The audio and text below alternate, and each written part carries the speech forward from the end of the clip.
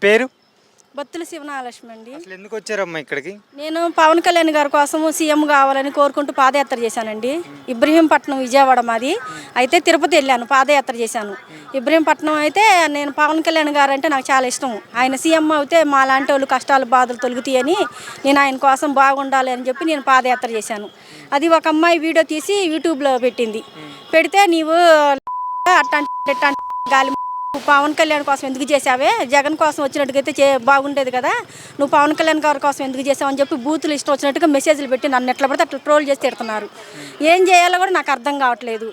పవన్ కళ్యాణ్ గారిని వెళ్ళి కలిసి మాట్లాడి నా సమస్య చెబుదామంటే ఆయన కాడికి కలవనీయట్లేదు. లోకేష్ గారికి వచ్చి చెప్పాను.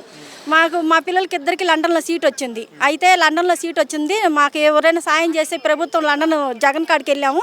జగన్ పట్టించుకోలేదు, కనీసం చూడలేదు, పట్టించుకోవట్లేదు, ఆయన సాయం చేయలేదని చెప్పి నేను పెట్టాను. పెడితే జగన్ కాడికి వెళ్తే సాయం చేయకపోయినా కానీ నువ్వు జగన్ కాడికి వచ్చావని పెట్టావు, నువ్వు వచ్చి జగన్ అడిగితే నీ పిల్లల్ని లండన్ పంపించేవాడు, నువ్వు పవన్ కళ్యాణ్ కోసం ఎందుకు చేసావు అని చెప్పి బూతులు పెట్టి ఎట్లా పడితే అట్లా ట్రోల్ చేసి నాకు ఫోన్కి మెసేజ్లు పెట్టి తిడుతున్నారు.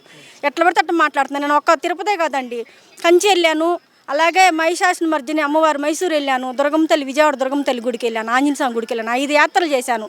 నేను మీడియాతో కూడా మాట్లాడాను, మీడియా వాళ్ళు కూడా తీసుకున్నారు. వాళ్ళు ఇష్టం వచ్చినట్టుగా మాట్లాడుతున్నారు. ఈ దృష్టి పవన్ కళ్యాణ్ గారి కాడికి తీసుకెళ్ళి నా పరిస్థితి ఇదయ్యా, నన్ను ఇట్ట ట్రోల్ చేస్తున్నారు, నన్ను ఇట్ట మాట్లాడుతున్నారు, బూతులు తిడుతున్నారు అని చెబుదామంటే పట్టించుకునే వాళ్ళే లేరు. పవన్ కళ్యాణ్ గారి దగ్గరికి వెళ్తున్నా కానీ ఎవరు లోపలికి మాత్రం పోనివ్వట్లేదు. లోకేష్ గారు ఏమన్నారమ్మా ఫైనల్ గా? నారా లోకేష్ గారు సమస్య తీరుస్తామన్నారు. అర్జీ ఒకటి తీసుకున్నాడు, నేను చూస్తానమ్మా, నేను సమస్య పరిష్కరిస్తానని ఫోన్ నెంబర్ తీసుకున్నారు నారా లోకేష్ గారు.